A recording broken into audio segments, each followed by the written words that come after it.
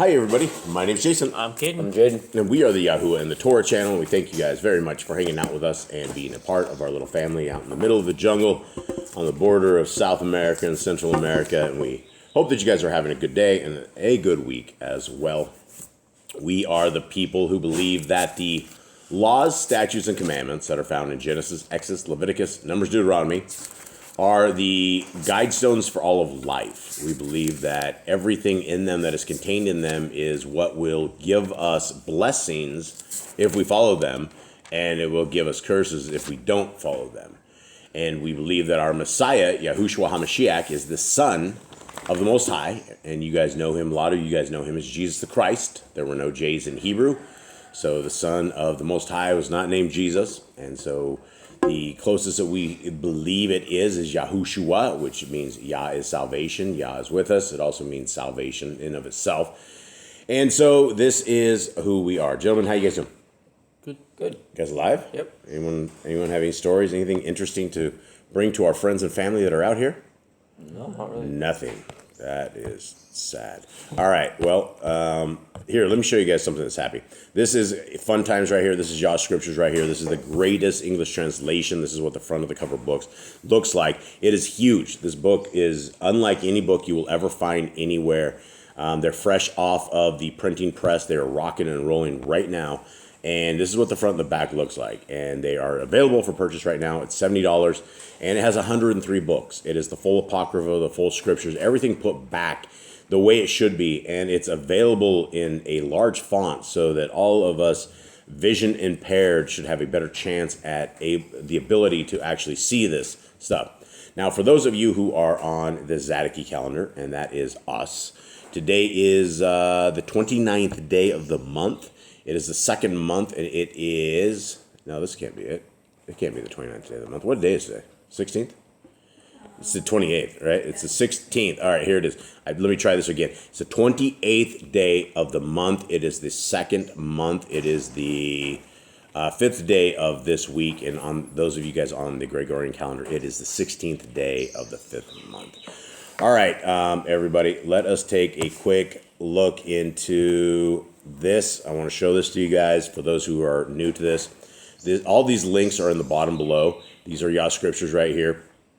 These are the free downloads that we provide. We provide everything free of charge, and we're very, very close to having the Android app available free of charge. It has been almost a year in the process of work and coding and doing some amazing stuff. And this stuff's all free. So, guys, this can be all put on any devices or any tablets, any kind of technological device you have. These things can go on it. There's a format for everybody. And if you guys would like to purchase these books, these are all available on Amazon right now. Everything, these are small stories in the Apocrypha. We're going to be adding more to these very, very soon, as well as the very popular book that we have, Traditions of Men. It is available in Amazon. Okay, here we are, 1 Kings, chapter 16, MELAKIM. What's haps? What's the lowdown? Where are we at? Jade, anyone? So, all the kings have gone astray, everyone from Solomon, his son's son. And there seems to be a good one with King Asa, like the great-grandson of David.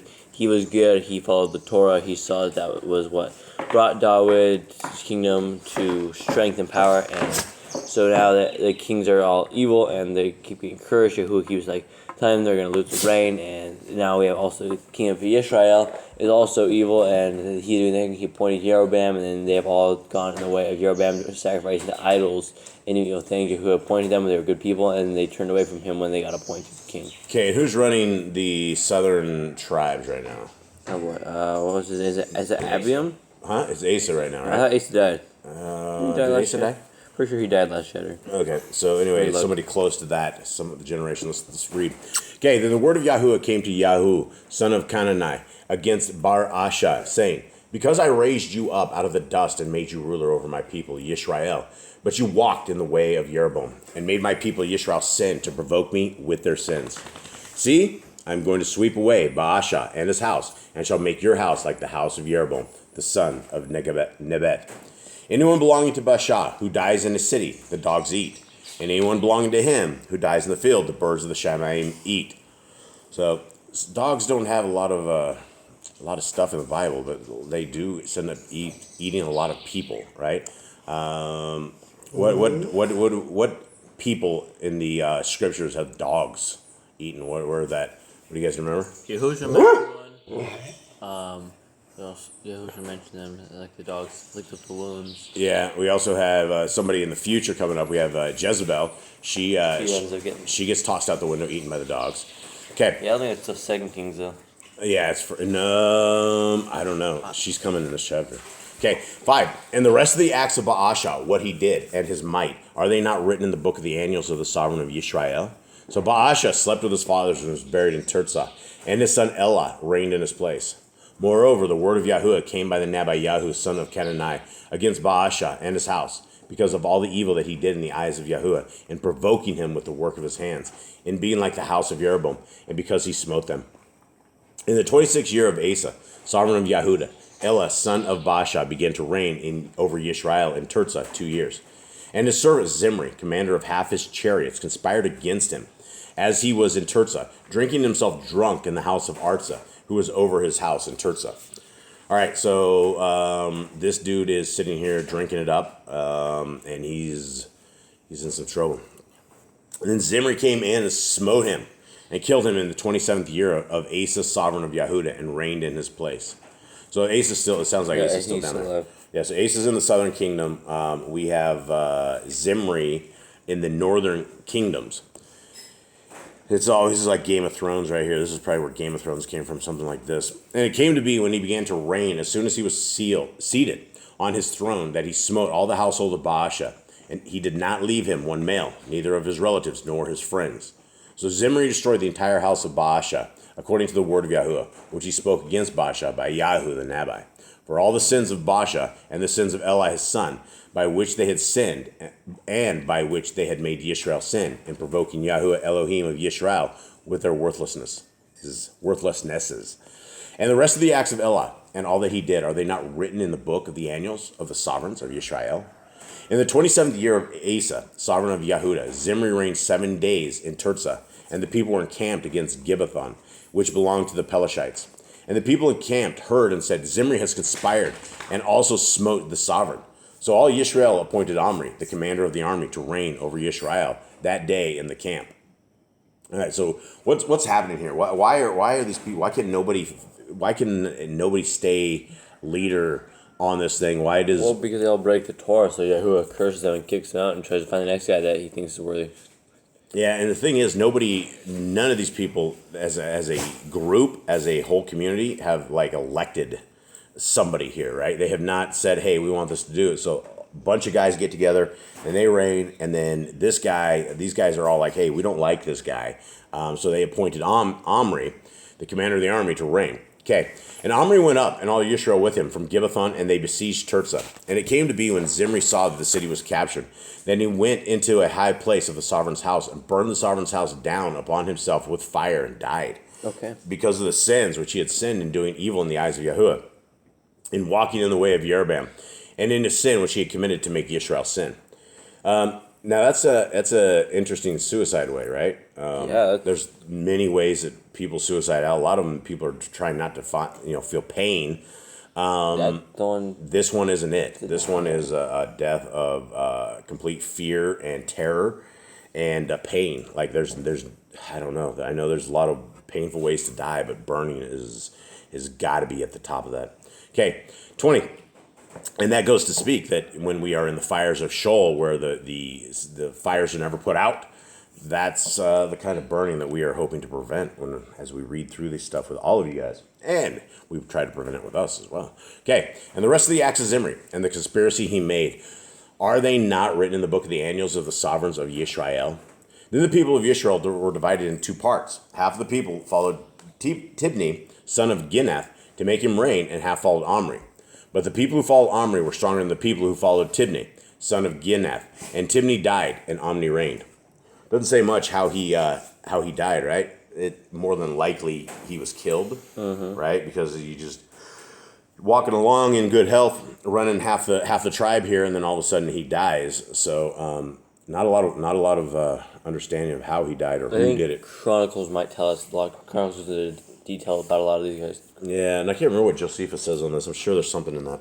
Okay, in the 31st year of Asa, sovereign of Yehuda, Omri became sovereign over Yisrael and reigned 12 years. He reigned 6 years in Tirzah. And he bought the hill of Shomeron from Shimmer for 2 kickers of silver, and built on the hill, and called the name of the city which he built Shomeron, after the name of Shimmer, owner of the hill. And Omri did evil in the eyes of Yahuwah, Omri, and did more evil, and did evil more than all those before him, and walked in the ways of Jeroboam, son of Nebat, and in his sin by which he made Yisrael sin, provoking Yahuwah Elohim of Yisrael with their worthlessnesses. You know, at some level, you got to really top the more evil, right? Because these guys just keep nailing it, right? At some level, these guys have become the most corrupt, most vile people, because it constantly says, and they did more evil than all those before him. And all those before him, I mean, they were tossing up Asherah poles. They were tossing up, I mean, they were just very, very bad people. So it's a decline in society is what it seems like things are happening here in Yisrael. What was I on? 26 or 27? 27. Okay, 27, right? And the rest of the acts of Omri, which he did, and the might that he attained, are they not written in the book of the annals of the sovereigns of Yisrael? So Omri slept with his fathers and was buried in Shomeron. And Achab, his son, reigned in his place. Oh, Ahab, here we go. Isn't he the worst of all the kings? I don't know. It just keeps getting worse. In the 38th year of Asa, sovereign of Yehuda, Achab, son of Omri, became sovereign over Yisrael. And Achab, son of Omri, reigned in Yisrael in Shomeron 22 years. And Achab, son of Omri, did evil in the eyes of Yahuwah, more than all those before him. All right, they just keep topping this. These are like the leaders of horrible stuff. Okay, 31. And it came to be as though it had been a light matter for him to walk in the sins of Jeroboam, son of Nebat. He took as wife Isabel, the daughter of Ethbaal, sovereign of the Sidonians. And he went and served Baal and bowed himself to it, and raised up an altar for Baal in the house of Baal, which he had built in Shomeron. So there's a new little town, this new little city on top of the hill called Shomeron, now has a house for Baal, and it also has an altar for Baal. And you have these people, and they're bowing down to the altars of Baal. And not only that is the Zidonians are not part of the Hebrews, right? These are the outskirted people. He was absolutely not to marry this. The same as Solomon. Solomon was never, ever supposed to marry all those women and do what he did. And now we have, Solomon should be blamed for a tremendous amount of stuff. I don't know. There's a lot of blame to be had on this stuff. Where are we at? 32? Yeah.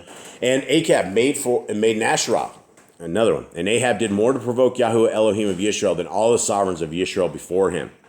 In his days, Kail of Bet Haeli built Jericho. He laid his foundations at the cost of Ephraim, his firstborn, and at the cost of his youngest son, Segub. He put up its gates according to the word of Yahuwah, which he had spoken through Yahushua, son of Nun. Now, this is an old prophecy. Remember this? The 34, the last thing? Mm-hmm. This came back from the days of Joshua, right? And it talked about that his kids, or he's on basically, it's going to cost them their kids or something to do this. So I don't know exactly what this means, but there's some crazy stuff that happened as Jericho was being built. Anyone catch anything else on that? No, I don't think. All right. Well, I guess that's it. Thank you guys, for reading with us. We appreciate you all. Much love to you all. We hope that you guys are having a good week. And I guess we're out. All right. Shalom.